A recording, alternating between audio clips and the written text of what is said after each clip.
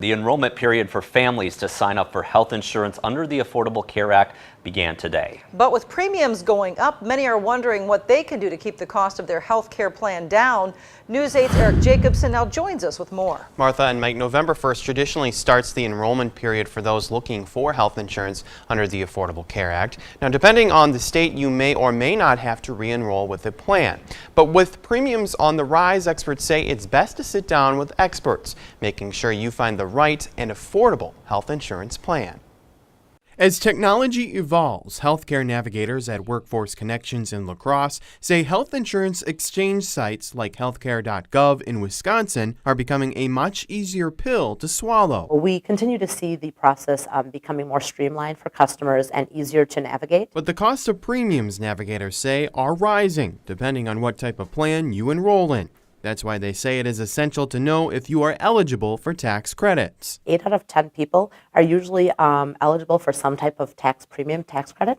And that tax credit is bringing those plans down to be $50 to $100 a person for their monthly coverage. Minnesota operates its own health exchange website called minsure.org. Experts in the state say that some premiums there have increased to nearly $2,000 per person per month.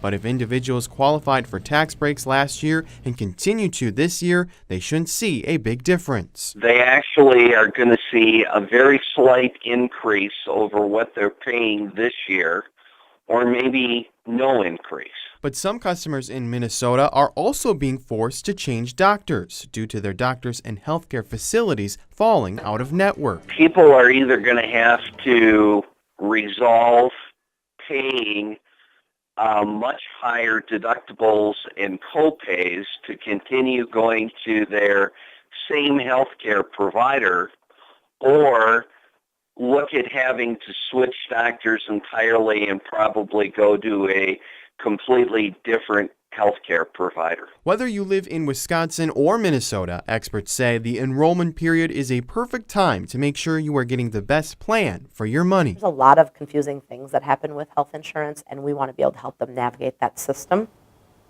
Over 100,000 residents in Minnesota missed opportunities to reduce their costs through tax credits last year. Another reason to check with experts if you live there. For Wisconsin residents here in La Crosse and the surrounding communities, Workforce Connections is offering open enrollment events at various towns in the area over the next several months.